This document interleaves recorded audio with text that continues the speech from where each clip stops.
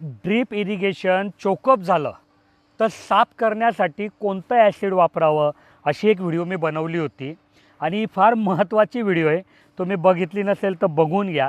पण त्याच व्हिडिओच्या कमेंटमध्ये सचिन नावाच्या एका शेतकरी दादाने हा प्रश्न विचारला आहे की बाबा पिस्टनची नळी चोकअप झाली आहे, म्हणजे ते द्राक्ष शेती वगैरे करता जे फवारणी करता वापरतात ना, त्याला पिस्टन म्हणतात.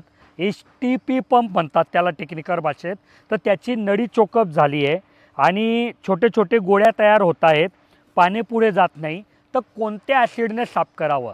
तर बघा, अशा वेळेस तर आता हे ॲसिड काही तुम्ही तुमच्या पिकांमध्ये जाऊ देणार नाही आहे. हे तुम्ही एका ठिकाणी, विशिष्ट ठिकाणी ते मशीन घ्याल, ती नळी घ्याल, त्याच्यात ते ॲसिड भराल किंवा एक ड्रम घ्या, त्या ड्रममध्ये पाणी घ्या, पाण्यामध्ये HCl हायड्रोक्लोरिक ॲसिड. आता हायड्रोक्लोरिक ॲसिड म्हटलं आणि तुम्ही जर कोणत्या दुकानदाराकडे जाऊन मागितलं ना, ते महाग भेटतं. तर हायड्रोक्लोरिक ॲसिडचं दुसरं साधारण नाव आहे आपलं टॉयलेट क्लीन करायचं ॲसिड. संडास धुण्यासाठी जे ॲसिड वापरतात ते ॲसिड. तर तुम्ही जर तसं मागितलं की बाबा टॉयलेट क्लीन करण्यासाठी मला ॲसिड द्या, तर ते फार स्वस्त भेटतं. तर तेवढा शब्दप्रयोग करून तुमचे पैसे वाचवा आणि ते ॲसिड आणा, त्या पाण्यामध्ये ते ॲसिड टाका, तुमची नळी तिच्यामध्ये बुडवून ठेवा 10 घंटे 12 घंटे.